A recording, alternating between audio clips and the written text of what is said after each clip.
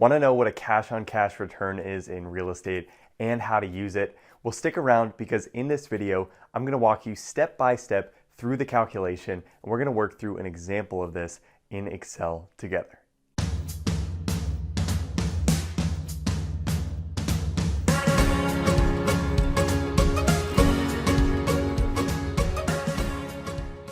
For first dibs on new real estate financial modeling and career training videos, make sure to subscribe to this channel and hit that notification bell to make sure you're notified every time we release a new video. Now, if you're not sure exactly what a cash on cash return is, how to calculate it, or what the difference is between a cash on cash return and other real estate investment metrics like a cap rate, by the end of this video, you'll know exactly how to calculate a cash on cash return and how to use this metric for your next real estate investment deal.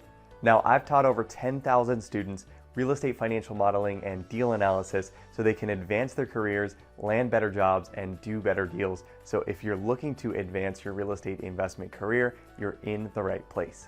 So first, let's define what a cash on cash return is. So number one, a cash on cash return is really the cash flow in your pocket as a percentage of your equity invested in the deal. So essentially, the cash on cash return measures if I invest $10,000 or $50,000 or $100,000 into a real estate investment opportunity, what percentage of that investment am I going to get back on an annual basis that's cash in my pocket?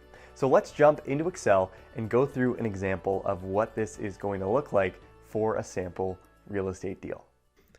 All right, so let's move into our cash on cash return example. So in this example, what we have some purchase price metrics, we have some debt metrics, and we also have some operating metrics as well. So let's start with our purchase price and move down from there. So we'll start with our purchase price of $3.75 million. Now we assume that we have closing costs of $100,000 to cover things like legal fees and any other due diligence costs that are going to be associated with closing on the property. From there, we have our loan amount. So we assume we get a certain amount of loan proceeds for this deal in order to finance the acquisition. So we have our interest rate of 4.75% and we have our amortization of 30 years, and that's really the scheduled payoff. So from here, we can calculate our equity invested, and that's really going to be the denominator of our formula to calculate our cash on cash return. So if I go down to cell B9 and hit F2 to go into my formula, what you'll see is that I'm taking the purchase price plus my closing costs minus any sort of loan amount to get my equity invested. So in this deal, we're investing $1.1 million into the property, and our cash on cash return is going to be based on that equity investment. So now we have some operating metrics, and we can calculate what our total cash flow is going to be after all of our expenses at the property. So we'll start with our net operating income, and that's just going to be our revenue minus our expenses. So we'll assume that's $275,000. Now our year one debt service is going to incorporate our loan amount, our interest rate, and our amortization. So that'll tell us exactly how much in debt service or loan payments we're going to pay in that first year. And then from there, we'll just have our capital expenses, and these are going to be a manual input, and these are irregular expenses that wouldn't fit in to our net operating income.